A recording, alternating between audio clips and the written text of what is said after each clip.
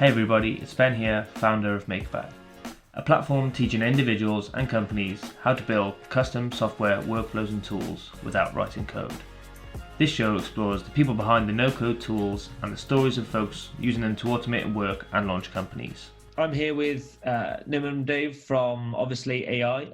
If you want to give a little intro about yourself and what it is your tool does. Yeah, for sure. So, my name is Nirman. I think my background is in machine learning and economics.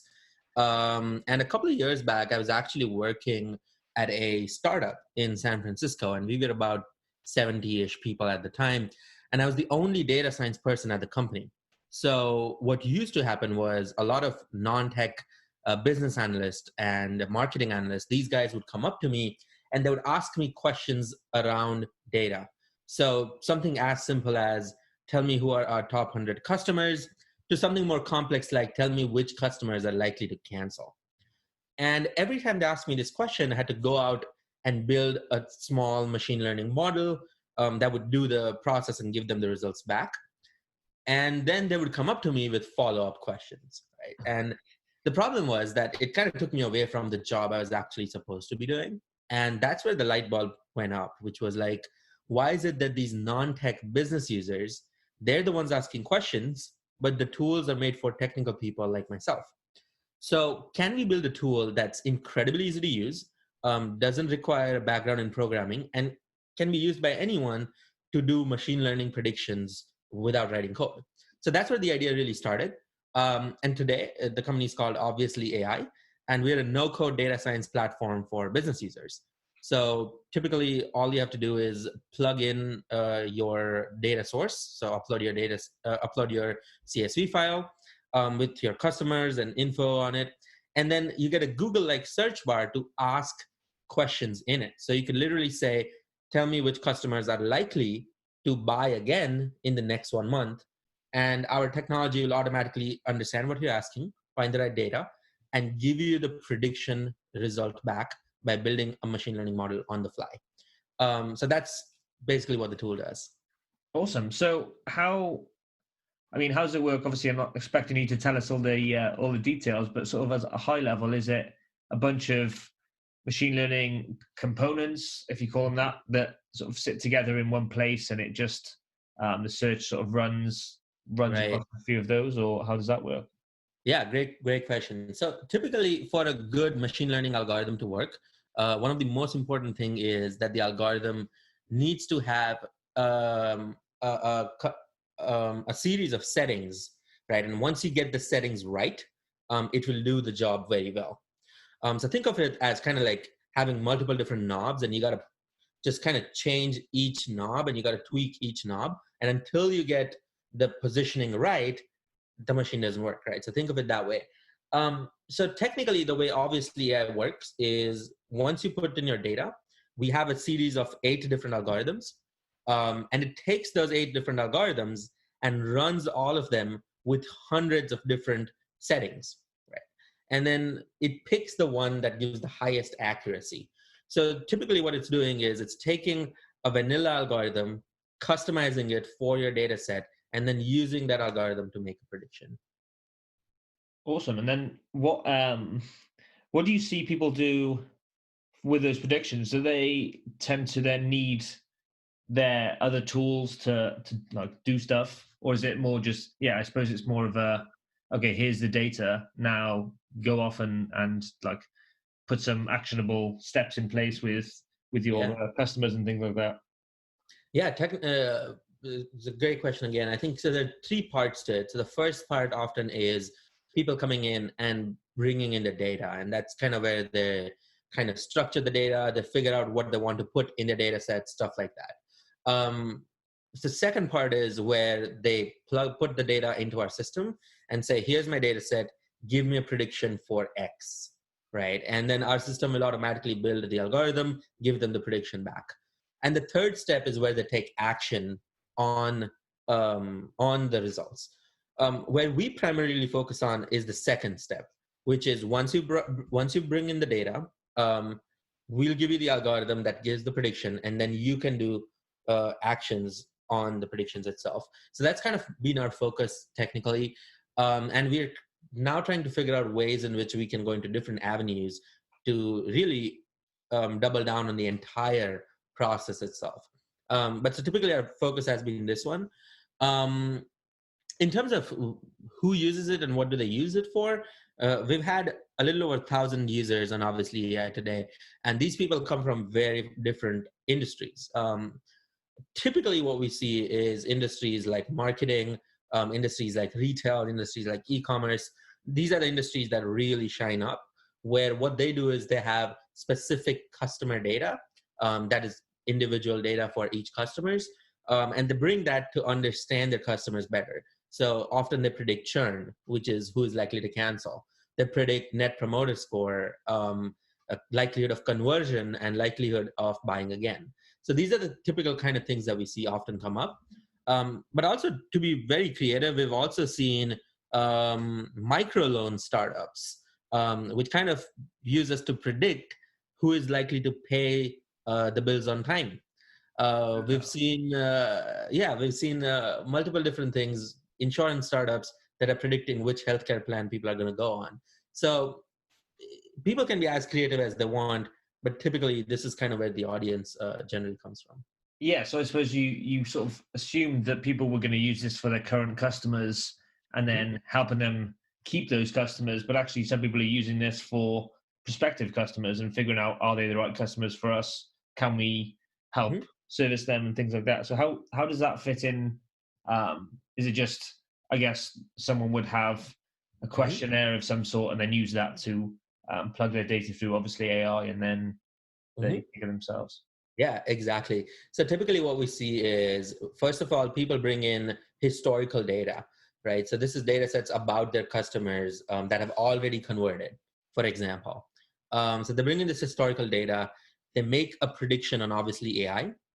And after they're done with that, they set up a Google form, which their new customers have to fill out.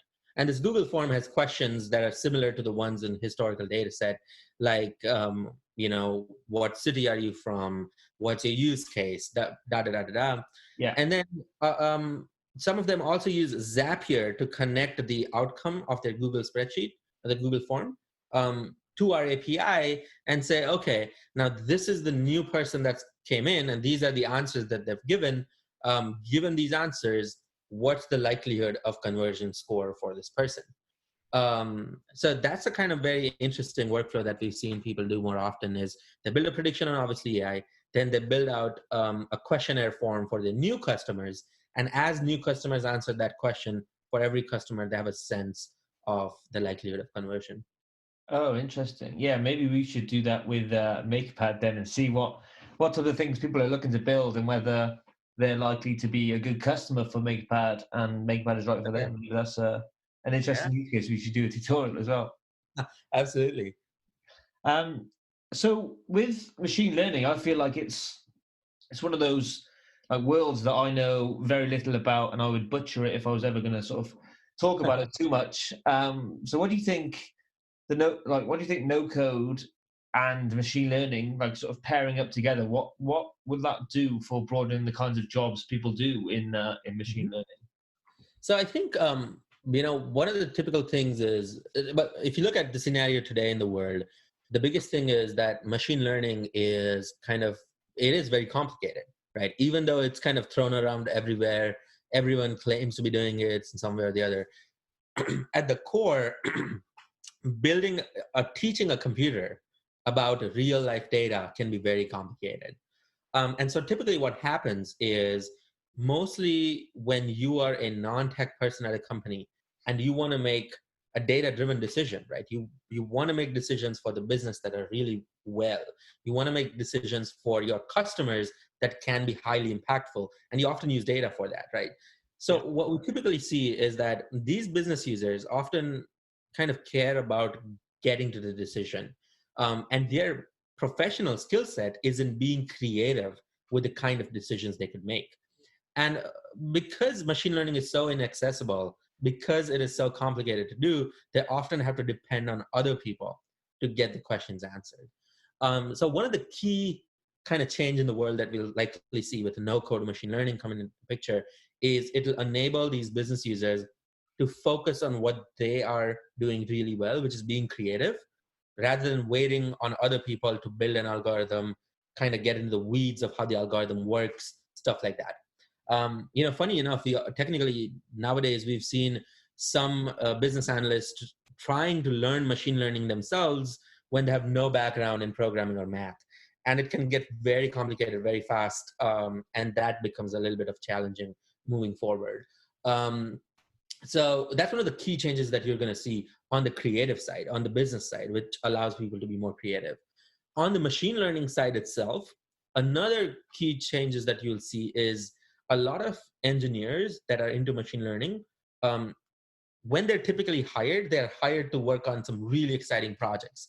But often over time, they see 80% of their time being spent to kind of find the data, clean the data, answer the questions of other people, and very little time on things that they were actually hired to do. So one of the key things this is going to help open up is it's going to open up avenues for existing data scientists to focus on work that they actually want to do. Things like building a face recognition algorithm, building a recommendation system. And while it leaves the heavy lifting of the algorithm itself on the tool. So that's the kind of benefit that we see on both cases. And that's the kind of change that we plan to bring in the world.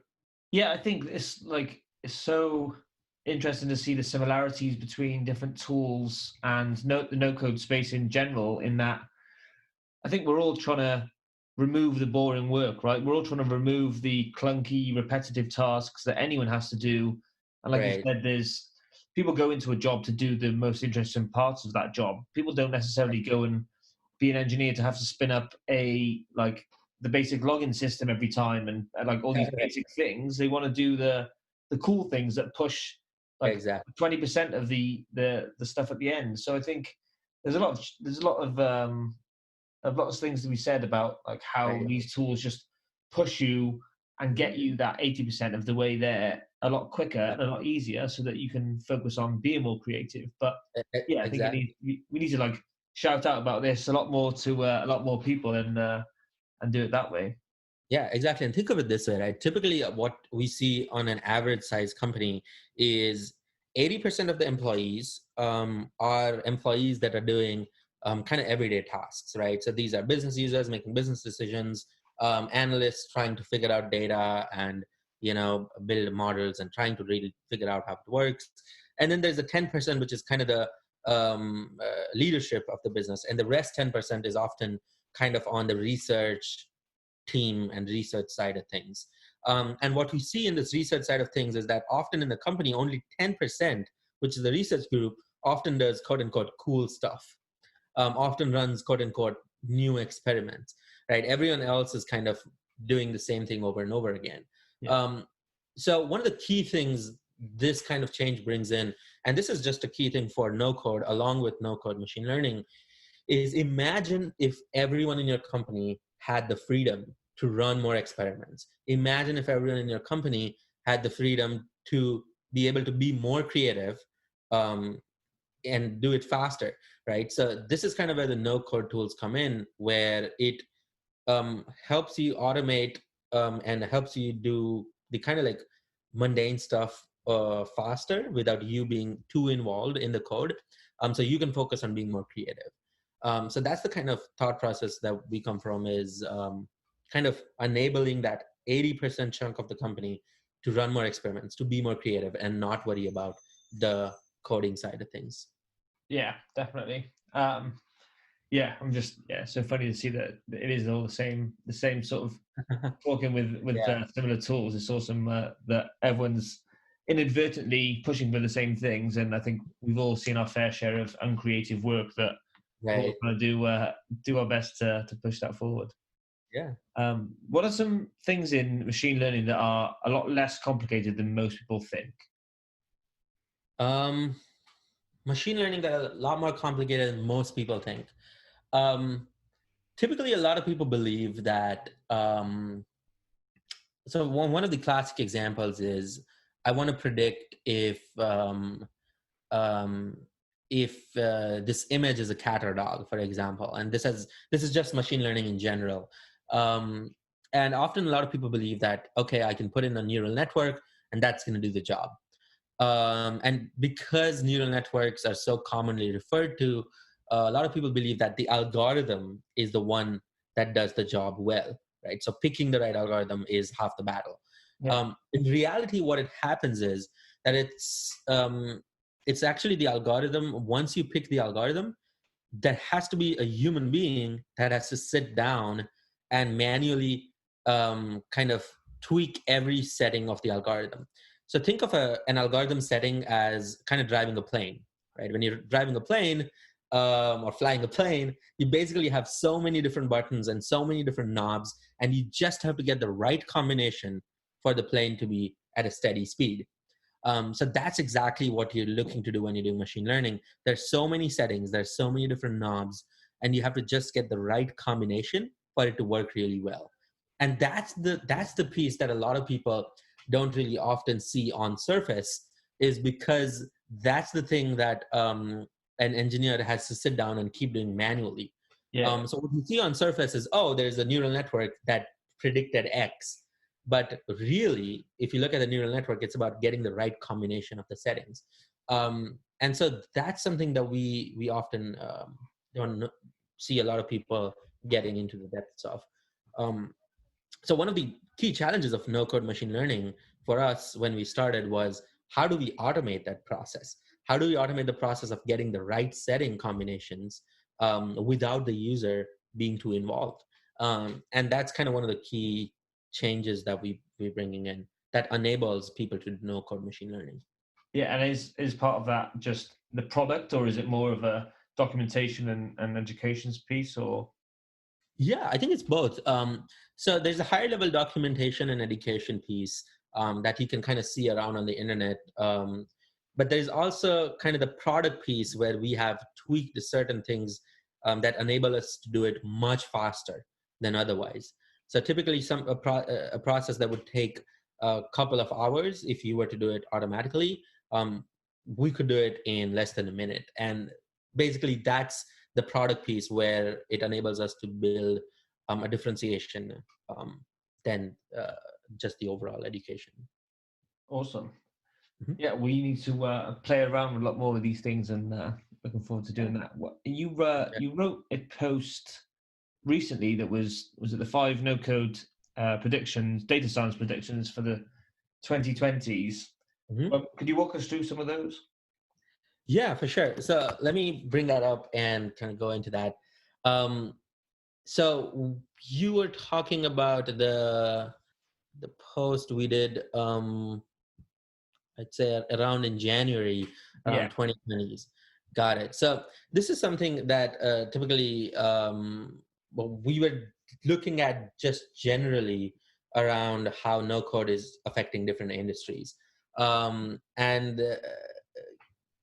one of the key things that we wanted to look at was like algorithms related to machine learning, and B, wanted to look at kind of just no code tools that are used by um, engineers in the space. So one of the first thing that we mention is the general public will crack down on the bias algorithms, which means that typically what we see is there are so many machine learning algorithms out there that are biased because the data wasn't well structured, the data input on that machine learning algorithm wasn't well done. So the output of the algorithm is quite biased. So one of the key things that we're doing is through no code machine learning and through no code, because now people have more access to the data and more access to tools that enable you to change and manipulate the data, we'll start seeing that public will be able to crack down on these biases.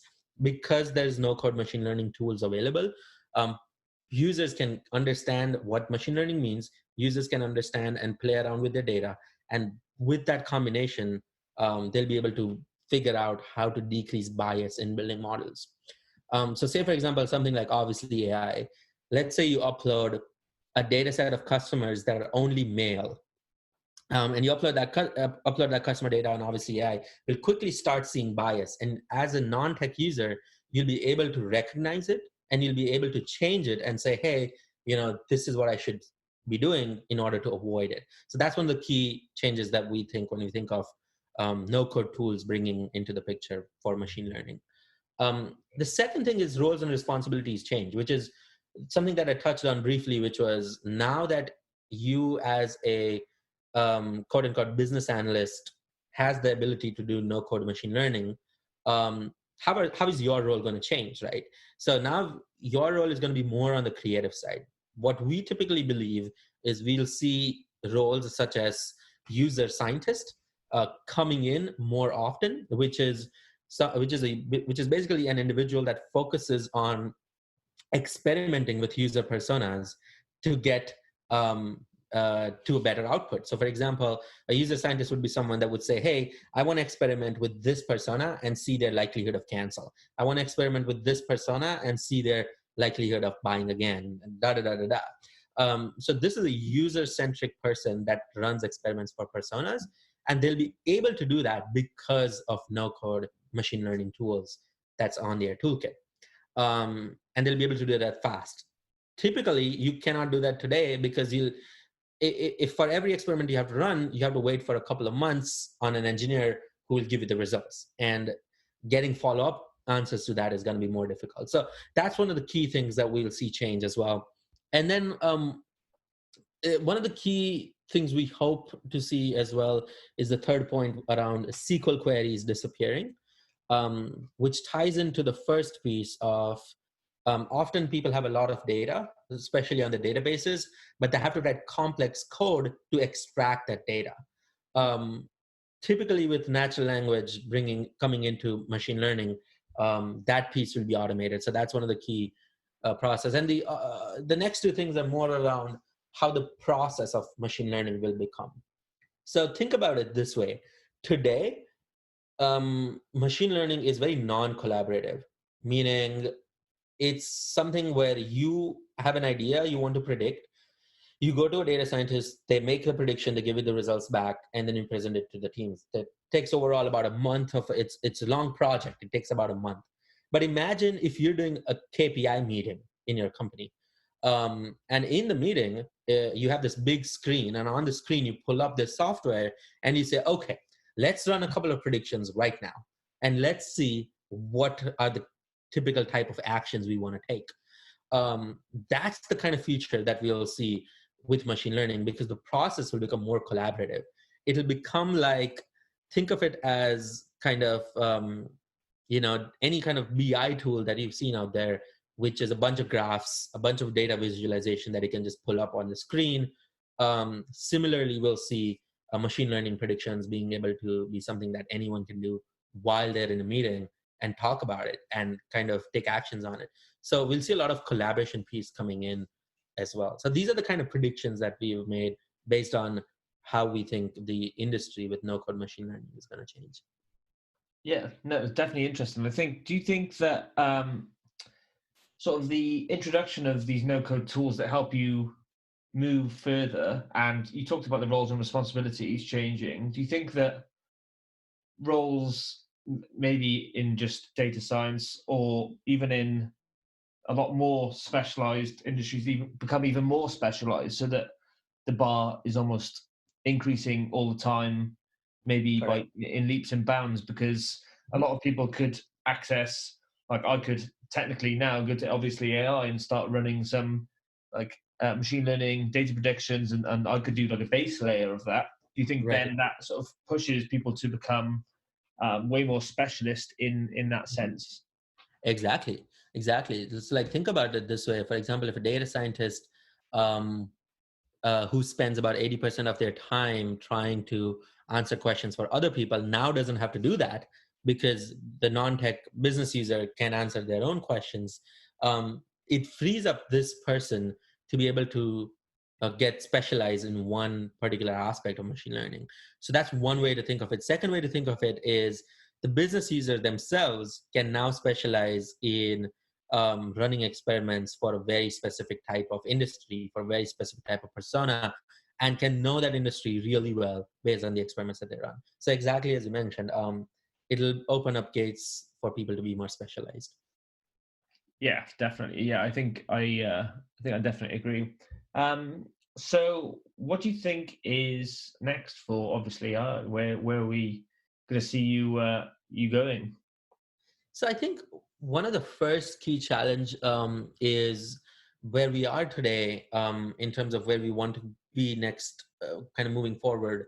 Is our vision is to make data science effortless for everyone, and in part of that vision, one of the key things we want to do is we want to become the tool that enables anyone to literally just pull it up on their screen and run predictions while they're in a meeting, and ask more questions and kind of become collaborative. So that collaboration piece is something that we're really shooting for, where we want to enable the entire team to be able to come in, ask more questions, and run more predictions as if it's just as if it's like just making a graph Yeah. or visualizing some data set. Yeah. So that's the kind of ease of machine learning that we want to bring in.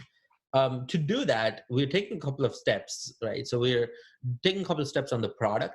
So one of the key things that we're focused on for now is there are three pieces, as I mentioned. So first one was the data collection and processing piece. Second is the prediction, and the third one is what we call the prescription piece, which is what tells you what action you should take.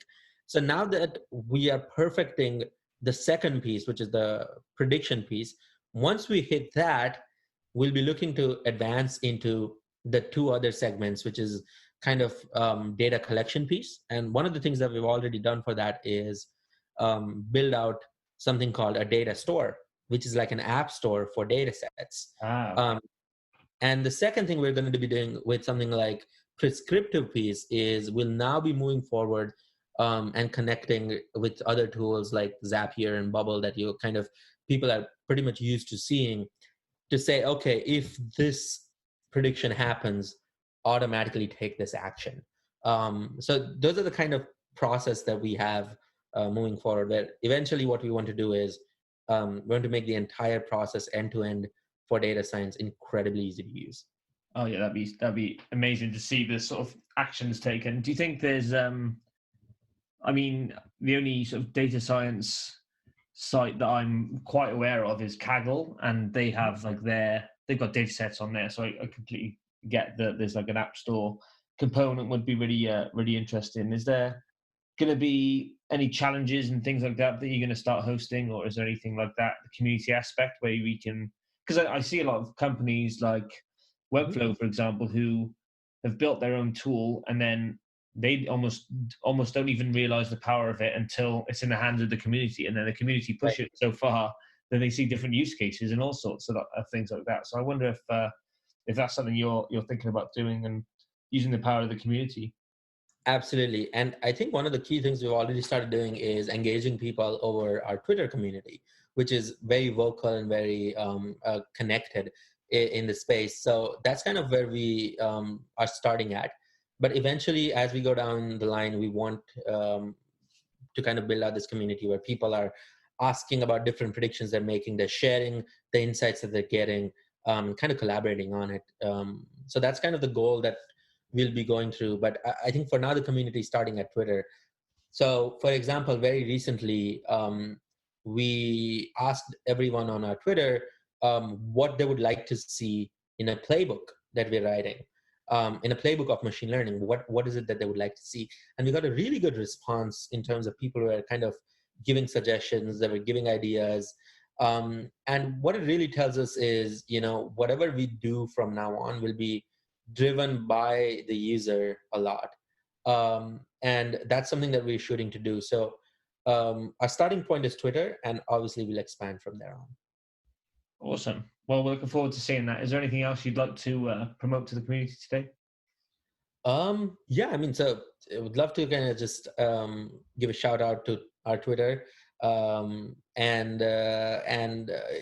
our website, which is Obviously.ai, where you can get all the information about what the tool is and just sign up and get started. Awesome. Thanks so much for your time today. We're looking forward to working with you in the future and seeing what other people can do with machine learning at their fingertips. Likewise. Well, thanks so much, Ben. Really appreciate it. Awesome. Thanks a lot. Cheers. Thanks so much for listening. You can find us online at makerpad.co. or on Twitter at MakerPad. We'd love to hear if you enjoyed this episode and what we should do next.